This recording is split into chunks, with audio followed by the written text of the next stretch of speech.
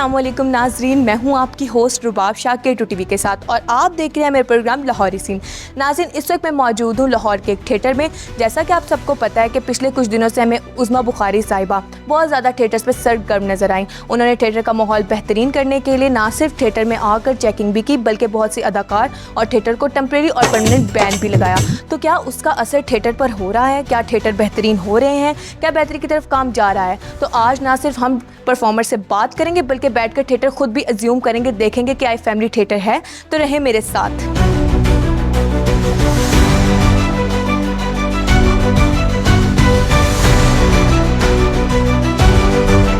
अस्सलाम वालेकुम। जी अस्सलाम वालेकुम। कैसी हैं आप? मैं ठीक हूँ, आप कैसी हैं? अल्हम्दुलिल्लाह। अच्छा, हमने आपको हमेशा थिएटर करते हुए देखा है, तो कितना अरसा हो गया काम करते हैं? तकरीबन 20 साल हो गए हैं। 20 साल ज़िंदगी के बहुत तवील अरसा होता है।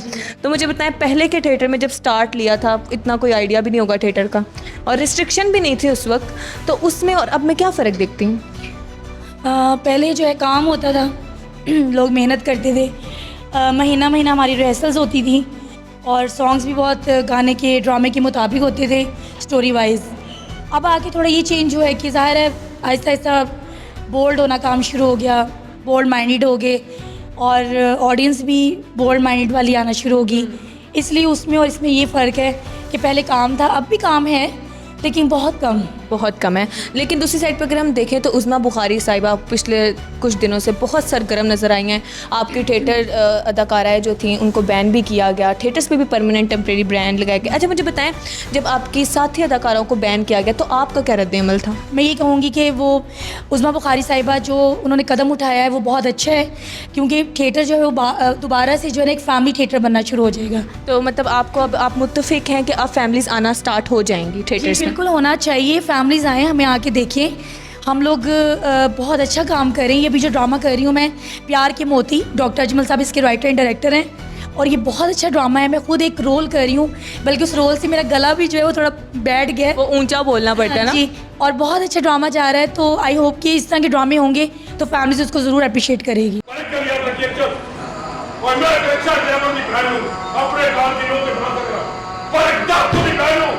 अपने काजी तो नहीं बना सकता है, नहीं बना सकता, ऐसे खत्म करना है। चौधरी साहब नहीं, मैं अपनी बहन को अच्छे नसीब देने के लिए अरशद से तारा डाकू बन गया, लेकिन एक बात भूल गया कि दुनिया की बहनों के नसीब छीनने वाला अपनी बहन को अच्छे नसीब कैसे दे सकता है, कैसे दे सकता है? तो नाज़रीन, यहाँ पे हमारे साथ स्टेज के सुपरस्टार सरफराज विकी साहब मौजूद हैं, जो कि किसी तारीफ़ की मोहताज नहीं है, तो उनसे हम ज़रा बातचीत करेंगे। अस्सलाम वालेकुम सर। वालेकुम अस्सलाम। सर, कैसे हैं आप? अल्हम्दुलिल्लाह, thank you very much K2 channel का। सर, आपको हमेशा स्टेज पे ही देखा है, आज पहली दफ़ा लाइव देख रही हूँ, बहुत दिल से खुशी हो रही है आपको देखकर। और सबसे पहले तो आपसे ये पूछूंगी, बहुत अरसा आपने दिया है, फिर भी एक नंबर तो होता है, हमें वो नंबर जानना है, हमें कितने साल हो गए स्टेज? मुझे तकरीबन स्ट्रगल टाइम से लेकर अब तक 28 साल हो गए। जब मुझे बताइएगा, पहले के स्टेज में, उस वक्त के स्टेज में जब स्टार्ट लिया था और अब के स्टेज में क्या फ़र्क देखते हैं? अच्छा, ये सवाल ना आजकल बहुत ज़्यादा उठ रहा है कि पहले क्या स्टेज होता था और अब क्या स्टेज हो रहा है। मेरा सवाल ये है आपसे कि पहले रेडियो पाकिस्तान था और रेडियो पे ख़बरें सुनते थे, अब टेलीविज़न पे सुनते हैं।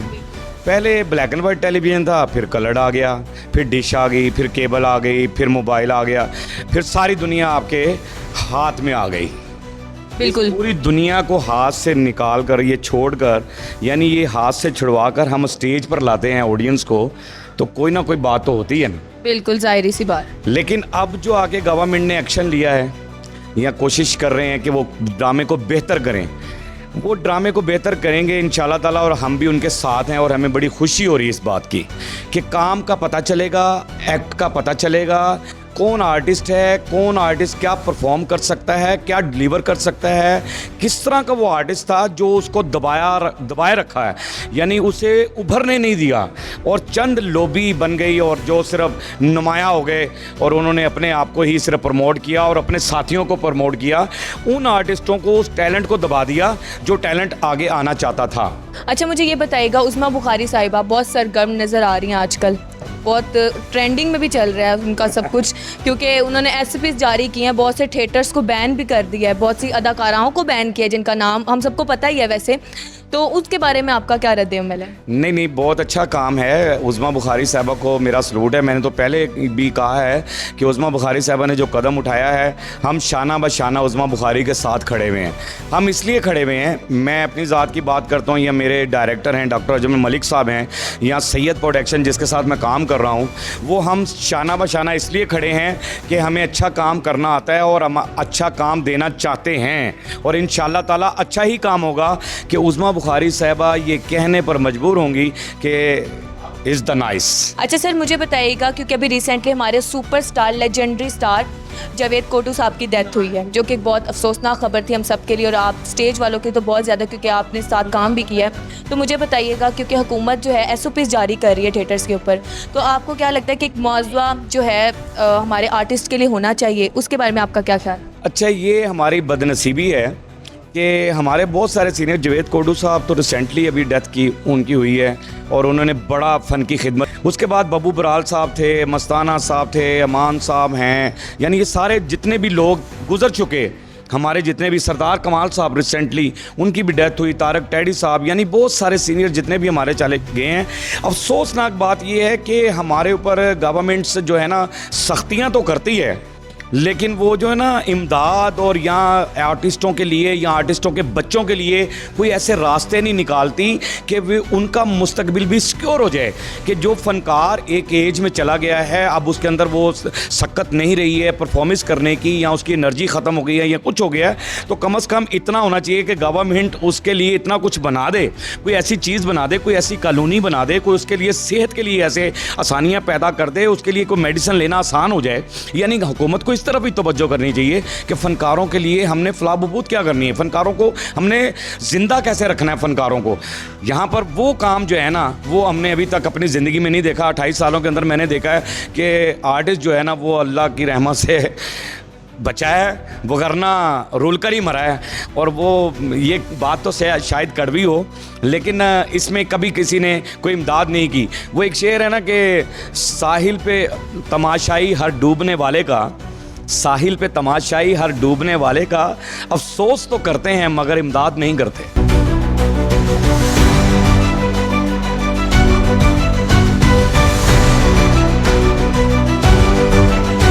नाज़रीन, इस वक्त हमारे साथ मौजूद है थिएटर और फिल्म स्टार कोमल खान, तो इनसे ज़रा बातचीत करते हैं। अस्सलाम वालेकुम। जी वालेकुम अस्सलाम। कैसी हैं आप? मैं ठीक हूँ, आप बताएं आप कैसी हैं? अल्हम्दुलिल्लाह मैं बिल्कुल ठीक। अच्छा, मुझे बताएं, आपको थिएटर में हमने देखा है, फिल्म्स में हमने देखा है, कितना अरसा हो गया काम कर? मुझे तकरीबन कुछ 4-5 साल हो गए हैं। 4-5, मतलब अभी कह सकते हैं थोड़ा ही अरसा हुआ। थोड़ा ही अरसा हुआ बिल्कुल। अच्छा, मुझे बताइएगा, आउटसाइडर्स जो हैं हमारे, उनको थिएटर की दुनिया के बारे में नहीं पता। ऑलमोस्ट 80 to 90% का यही जहन है कि थिएटर एक है, जबकि ऐसा कहना नहीं चाहिए, फ़नकार हैं और बहुत ज़्यादा मेहनत होती है। तो आपका इस बारे में क्या ख्याल है, क्या कहना चाहेंगे हमारी जो ऑडियंस है? देखिए जी, जो ये कहते हैं जी थिएटर, पहली बात तो ये कि वो देखें ना। पहले तो मैं उनको ये एडवाइस करूँगी वो ना देखें। जिनको एक चीज़ है वो देखें ही ना।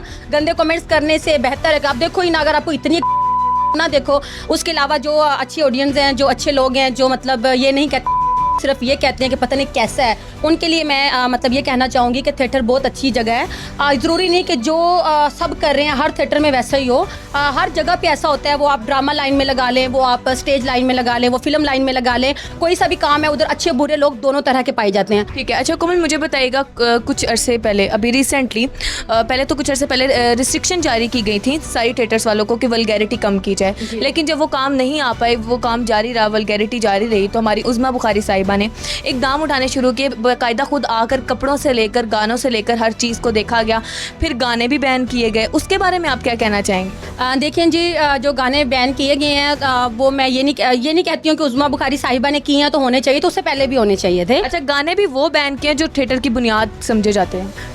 बुनियाद तो समझे जाते हैं, लेकिन कुछ चीज़ें ऐसी हैं ना कि अब कुछ सॉन्ग ऐसे हैं तो जिस तरह का सॉन्ग हो तो उस तरह का परफॉर्म करना पड़ता था। तो मेरा ये ख्याल है कि जो सॉन्ग बैन हुए हैं, क्योंकि अभी तक मैंने सारी लिस्ट नहीं पढ़ी, इतना पता है कि काफ़ी सॉन्ग बैन हुए हैं। जाहिर है वो अच्छे नहीं होंगे तो बैन हुए हैं ना, तो कोई इशू नहीं है।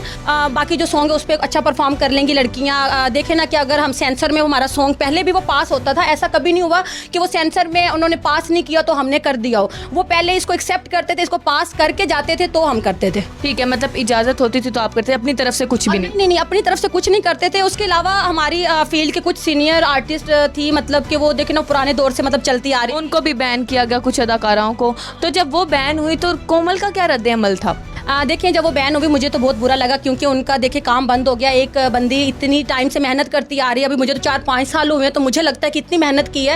एक वो जो औरतें जो 10-15 साल 20 साल से लगी हुई इतना स्ट्रगल करके इस फील्ड में पहुंची हैं, अपना नाम बनाया है, वो बैन होंगी तो हमें तो जाहिर है दुख होगा।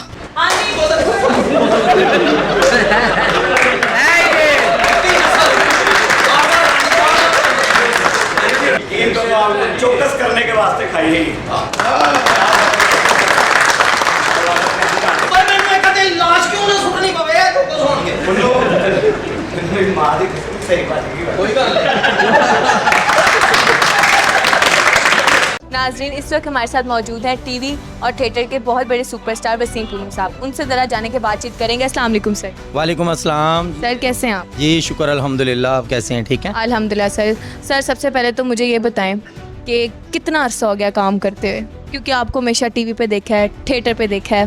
मुझे माशाल्लाह 25 साल हो गए जी काम करते। तो थिएटर भी किया, टीवी भी किया, दोनों में से क्या आप प्रेफर करते हैं और क्या फ़र्क देखते हैं दोनों माशाल्लाह अपनी जगह ठीक ने। थिएटर ਜਿਹੜਾ ਹੈ ਸਮਝ ਲਓ ਕਿ ਤੁਹਾਡੀ ਗਰੋਥ ਕਰਦਾ ਹੈ, ਤੁਹਾਨੂੰ ਟੀਵੀ ਲਈ ਤਿਆਰ ਕਰਦਾ। ਠੀਕ ਹੈ, ਇਹ ਬਹੁਤ ਜ਼ਰੂਰੀ ਹੈ। ਜਿਹੜੇ ਲੋਕਾਂ ਨੇ ਥੀਏਟਰ ਨਹੀਂ ਕੀਤਾ, ਡਾਇਰੈਕਟ ਟੀਵੀ ਕੀਤਾ, ਉਹਨਾਂ ਨੂੰ ਕਾਫੀ ਮੁਸ਼ਕਲਾਤ ਆਈ ਹੈ ਤੇ ਮੇਰੇ ਲਈ ਬੜੀ ਆਸਾਨੀ ਰਹੀ ਹੈ ਕਿ ਮੇਰੀ ਕਲਾਸ ਪਹਿਲੇ ਥੀਏਟਰ ਤੋਂ ਹੋਈ ਹੈ, ਇੱਥੋਂ ਹੀ ਗਰੂਮ ਕਰਦੇ ਅੱਗੇ ਟੀਵੀ ਤੇ। ठीक हो गया। अच्छा मैंने दसना कि अजकल उज़मा बुखारी साहिबा बहुत सरगर्म नज़र आ रहे सन, बिकॉज असी अगर पिछे वेखिए तो बहुत ज़्यादा वलगैरिटी आ गई सी थिएटर च।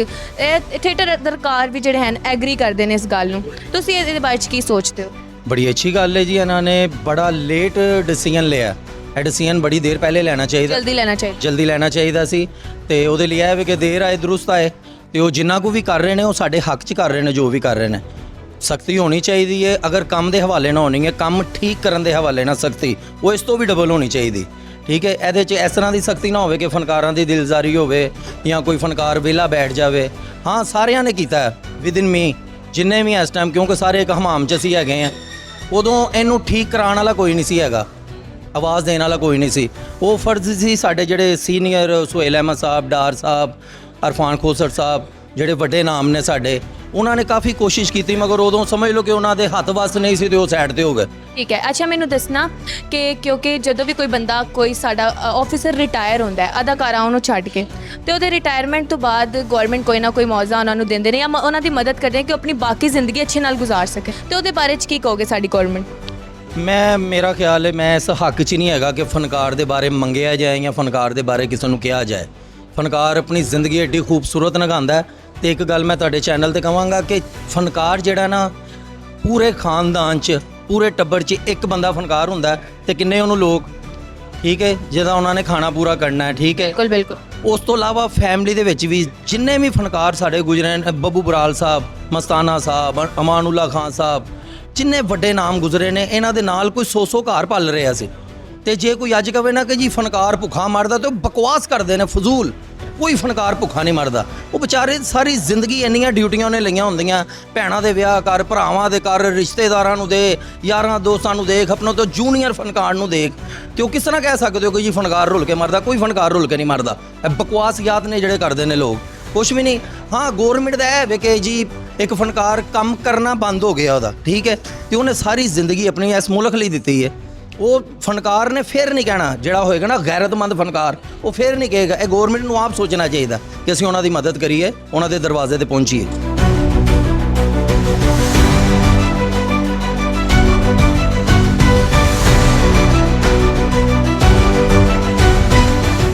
तो इस वक्त हमारे साथ मौजूद हैं स्टेज और फिल्म स्टार रीना मुल्तानी साहिबा। तो इनसे ज़रा बातचीत करते हैं। अस्सलाम वालेकुम। वालेकुम अस्सलाम। कैसी हैं आप? मैं ठीक हूँ, आप बताएं आप कैसी हैं? अल्हम्दुलिल्लाह। अच्छा मुझे बताएं सबसे पहले तो, क्योंकि हमने आपको टीवी फिल्म्स में देखा, उसके बाद स्टेज पे देखा, कितना अर्सा हो गया काम करते हैं? मुझे तकरीबन 2 से 2.5 साल हो गए हैं। मतलब अभी कम अर्सा ही है ना? कम अर्सा ही है, बिल्कुल ठीक है। तो मुझे बताएं स्टार्ट में और अब में क्या फ़र्क देखती हूँ?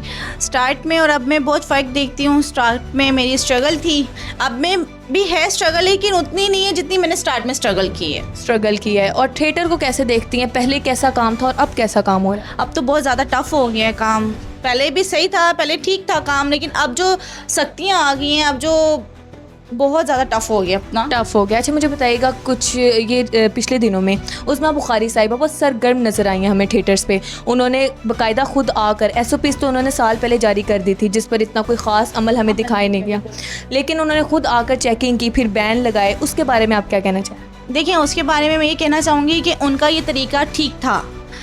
उन्होंने साल पहले नोटिस दिया, किसी ने फोकस नहीं किया, किसी ने तवज्जो नहीं दी ना, तो उनका ये तरीका ठीक था ताकि फैमिलीज़ भी आएँ, फैमिलीज़ भी ड्रामा देखें, क्योंकि बहुत क्या नाम है बरगल हो रहा था, बहुत ज़्यादा बहुत कुछ हो रहा था यहाँ पर, तो कोई रोकने वाला नहीं था, ऐसे ही है। अच्छा सॉन्ग से हमें ये पता चलता है कि सॉन्ग भी काफ़ी बैन कर दिए गए हैं, तो अब जब रीना खुद सेलेक्ट करती है गाना तो वो क्या सोच के गाना सेलेक्ट करती है? मैं अभी जो सिलेक्ट करती हूँ ना, क्योंकि 80 गाना बैन किया गया है, बिल्कुल 80 गाना, उस 80 गाने में से एक भी गाना मैडम का नहीं है। और उस 80 गाने वो गाने थे जो थिएटर्स में रनिंग गाने थे। मेरे को ऐसे जाते थे जैसे गाने उन्हीं थिएटर के लिए बने हुए वो। बिल्कुल हम पे इतनी सख्ती करी है, मैं ये कहना चाहूँगी जो गुलूकार हैं उन पर भी थोड़ी सी सख्ती की जाए ना। उन्होंने जो गाने गाए हैं तो हमें मौका मिला ये करने का।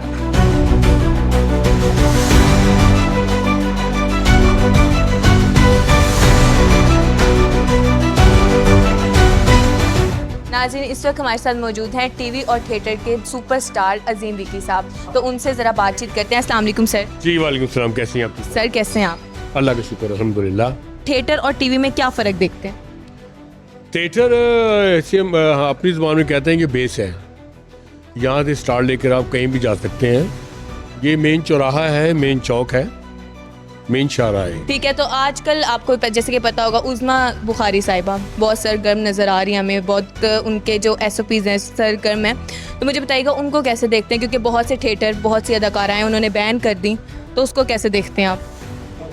इस बारे में यही कहूँगा जी, देर आए दुरुस्त आए, बड़ा अच्छा इकदाम है उनका, और इस पर अगर वो प्रैक्टिकल भी करवाने में कामयाब काफ़ी हद तक वो हो गई हैं, और जो थोड़ा बहुत कसर रह गई अगर वो भी दूर हो जाए तो मैं कहता हूँ कि इससे अच्छा काम और कोई नहीं। देखें इससे ये होगा कि एक तो वो जो ऑडियंस हमारी, वो जो फैमिलीज रूट गई थी थिएटर से, ड्रामा से, वो वापस आनी शुरू हो जाएंगे। आ भी नहीं है, लोग वापस आना शुरू हो गए। वो जो ड्रामा बीन थे वो आ जाएंगे, वो तमाशबीन जो थे वो निकल जाएंगे। ठीक है, और थिएटर्स जो है कि हमेशा हाउस जो है पैक थिएटर का वो फैमिलीज करती हैं, तमाशबीन तो हाउस पैक नहीं होते। नाज़रीन इस वक्त हमारे साथ मौजूद हैं थिएटर की मारूफ अदाकारा मासूमा मलिक, तो इनसे ज़रा बातचीत करते हैं, थिएटर के हालात के बारे में जानते हैं। अस्सलाम वालेकुम। जी वालेकुम सलाम। कैसी हैं आप? अल्लाह का शुक्र, आप कैसी हैं? अल्हम्दुलिल्लाह बिल्कुल ठीक। अच्छा हमने आपको थिएटर पे परफॉर्म करते देखा है, कितना अरसा हो गया करते? मुझे 5 साल हो गए हैं। 5 साल हो गए हैं। तो मुझे बताइएगा कि जब आई थी तब में और अब में क्या फ़र्क दिखता? जब मैं आई थी तब में और अब में ज़मीन आसमान का फ़र्क है, क्योंकि तब जो थे SOPs इतने ज़्यादा नहीं थे। हम हर गाना करती थी, हर वो लगाने के डायलॉग डिलीवर करती थी, उसके बाद स्टेप हर एक करती थी। लेकिन अब जो है, जो रिसेंटली जो उस्मा बुखारी साहिबा ने जो SOPs बनाया उसमें लगा लें कि हमारे पे बड़ी सख्ती है, हम गाने बड़े डिसेंट हो रहे हैं। उसके बाद हमारी एंट्रीज़ में बड़ी तब्दीली आई है, हमारी ड्रेसेस में बड़ी तब्दीली आई है, हमारी बोलचाल में बड़ी तब्दीली आई है कि हम हर स्टेप करने से पहले सोचती हैं कि ये अच्छा है कि ये फैमिली को दिखाने वाला है कि नहीं।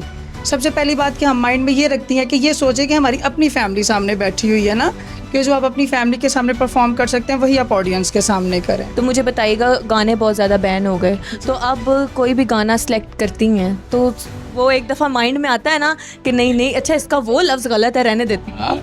अभी तो बहुत ज़्यादा आते हैं, जैसे कि अभी मैंने तो ये तकरीबन 3 से 4 वीक हो गए हैं मैं कर ही मैडम के गाने रही हूँ, या वो गाने कर रही हूँ कि जो लगा लें कि मीठे हैं, जिनको सॉफ्ट म्यूज़िक है, जो कि जिनमें वल्गर बोल नहीं है, कि जो मिठास वाले गाने हैं वो कर रही हूँ मैं। मतलब चेंजिंग आ गई हम ये कह सकते हैं। बहुत ज़्यादा।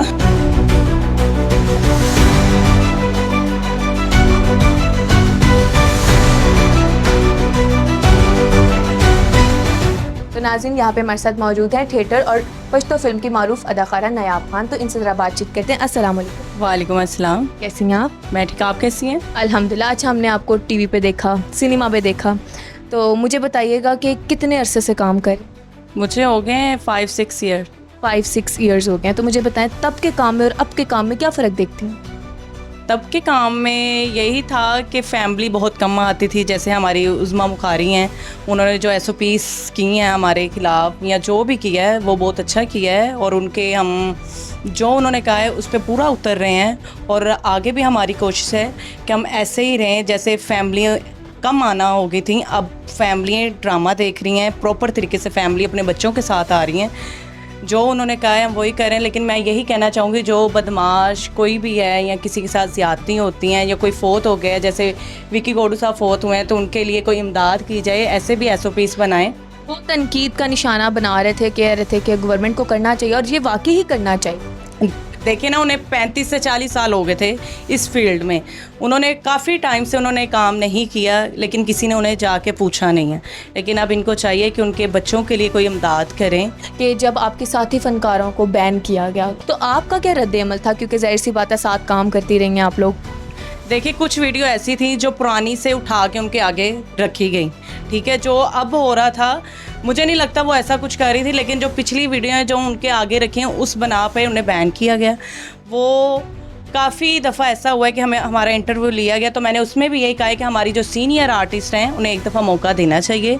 और मैं उज़्मा बुखारी की उनकी बहुत शुक्रगुजार हूँ कि उन्होंने उनको एक मौका दिया। देखिए, उनके बच्चों का रिज़्क लगा हुआ था। बिल्कुल बिल्कुल। तो इसी वजह से ऐसा ही होना चाहिए। अगर कोई गंदा काम करता है तो उस पर ऑब्जेक्शन लगाएं, साथ वाले किसी को ना कुछ कहें। यहाँ होता है ना कि थिएटर को बैन कर दिया जाता है, सील कर दिया जाता है कि यहाँ पे ये हो रहा है, यहाँ पे वो। अगर कोई गलती कर रहा है तो उसको उसकी सज़ा मिलनी चाहिए, और किसी को सज़ा में मुलव्वस ना करें।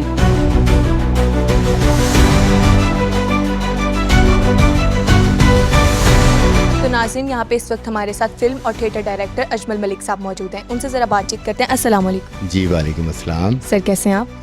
अल्हम्दुलिल्लाह अल्हम्दुलिल्लाह, अल्लाह का बड़ा है। तो मुझे ये बताएं कि जिस वक्त स्टार्ट लिया था उस वक्त के थिएटर को और अब के थिएटर को कैसे देखते हैं, क्या फ़र्क महसूस करते जब हैं? स्टार्ट लिया था उस वक्त के थिएटर को और आज के थिएटर को कैसे देखते हैं, बड़ा अच्छा सवाल है आपका। फ़र्क सिर्फ इतना आ गया उस वक्त के थिएटर को और आज के थिएटर को कि जब 70s 80s और 90s का दौर था तो उस वक्त के जो है कवायद व ज़वाबित कुछ और थे, उस वक्त की सकाफ़त कुछ और थी, उस वक्त की मोहब्बत, नफ़रत, दोस्ती, दुश्मनी के अंदाज़ और थे, और आज की दोस्ती, दुश्मनी, मोहब्बत, नफ़रत के अंदाज़ और हैं। तो जिस तरह ज़माना बदलता गया इसी तरह इशूज़ बदलते गए, कहानियाँ बदलती गईं। तो आज का जो थिएटर है वो आज की कहानियों पर मुश्तमिल है। मैं कहूँगा कहानियाँ तो बहुत कम रह गई हैं, मैं इस बात को एक्सेप्ट करता हूँ थिएटर के हवाले से। यहाँ जुगत, कॉमेडी जो है और रक़्स, इसको ज़्यादातर थिएटर का हिस्सा बना लिया गया है। तो अभी मौजूदा गवर्नमेंट ने जो है वो बड़ा इसका एक्शन लिया है, और उनके एक्शन लेने का हमें ये फ़ायदा हुआ है कि जो काम करने वाले लोग हैं, जो इस रवश से नाला थे, जो चाह रहे थे कि कोई ऐसा कवायद व ज़वाबित पर अमल दरामद करने वाली गवर्नमेंट आए कि ये सब आर्टिस्ट, प्रोड्यूसर हज़रात, डायरेक्टर हज़रात, शोबिस से, थिएटर से वाबस्ता लोग कवायद व ज़वाबित के ज़ुमरे में आ जाएं और कवायद व ज़वाबित पर अमल करना शुरू कर दें तो अच्छा ड्रामा हो। तो हो रहा है, अब हम अच्छा ड्रामा कर रहे हैं। सर, जाने से पहले मैं आपसे सिर्फ इतना पूछना चाहूँगी, क्योंकि गवर्नमेंट रिस्ट्रिक्शन लगा देती है आर्टिस्ट पे, लेकिन जब आर्टिस्ट का मतलब दौर हो जाता है, रिटायरमेंट का हो जाता है, उसके बाद हमें नज़र नहीं आता गवर्नमेंट के कोई इक़दामात। उसके बारे में क्या कहना चाहेंगे हमारे गवर्नमेंट को? देखिए जी, जैसे दुनिया भर के और ख़ुसूसी पाकिस्तान में तमाम सरकारी, गैर सरकारी इदारों में एक सिस्टम है। वो सिस्टम ये है कि 20, 25, 30 साल, 40 साल औरत या मर्द वहाँ जॉब करते हैं, और जब वो जॉब से रिटायर होते हैं तो फिर उसके बाद उनको माहाना पेंशन को वजीफ़ा पैसा दे दिया जाता है कि उनकी बाकी की ज़िंदगी सुकून से गुजर जाए। थिएटर एक ऐसा लावारिस शोबा है कि यहाँ के फ़नकार को ये पता नहीं होता कि मैंने अगले जुम्मे को ड्रामा करना है या नहीं करना। उसको अपने काम का, अपनी ज़िंदगी का कोई तहफ़्फ़ुज़ हासिल नहीं है। और फिर जब वो काम के काबिल नहीं होता है, रिटायर होता है, तो उस वक्त उसकी हालत जो है वो बड़ी ख़राब होती है। ना गवर्नमेंट उसका सोचती है, ना उसकी कोई पेंशन होती है, ना उसको कोई वजीफ़ा होता है। तो उसने जब हालात ख़राब होने हैं तो बीमारियों में घिर जाना, बीमारियों में गिरना है तो उसने मरना है। जब मरने के करीब आता है, बीमारियों में घिरा होता है, तो मीडिया अपनी व्यूवरशिप के लिए उसको छापता है, और फिर गवर्नमेंट देखती है तो कोई ना कोई उसकी सपोर्ट कर देता है। तो ये हमारे लिए बड़ा तकलीफ़ दे मरला होता है। एक सिस्टम होना चाहिए फ़नकार के बुरे वक्त के लिए भी और रिटायरमेंट के बाद। बहुत शुक्रिया सर आपका टाइम देने। तो नाज़रीन, जैसा कि आप सबने देखा कि मैं थिएटर में मौजूद थी, बल्कि मैंने ड्रामा खुद बैठकर देखा। खैर, मुझे तो ये पता चला कि उज़्मा बुखारी साहिबा के जो इक़दामात है वो ज़ाया नहीं गए, उसका फ़र्क पड़ा है। क्योंकि जब मैं बैठकर देख रही थी तो कोई ऐसी वल्गर बात या वल्गैरिटी मैंने नहीं देखी, और फ़र्क पड़ा बढ़ चुका है। बाकी मैंने परफॉर्मर से भी बात की, जो बाकी अदाकार थे उनसे भी बात की, उनका भी रद्द-ए-अमल अच्छा था कि ऐसा होना चाहिए, वल्गैरिटी नहीं होनी चाहिए, बल्कि थिएटर्स बेहतर हो रहे हैं। तो नाज़रीन, मैं आऊँगी एक और प्रोग्राम लेकर आप सबके लिए, तब तक के लिए अपनी होस्ट रुबाब शाह को इजाज़त दें। अल्लाह हाफिज़।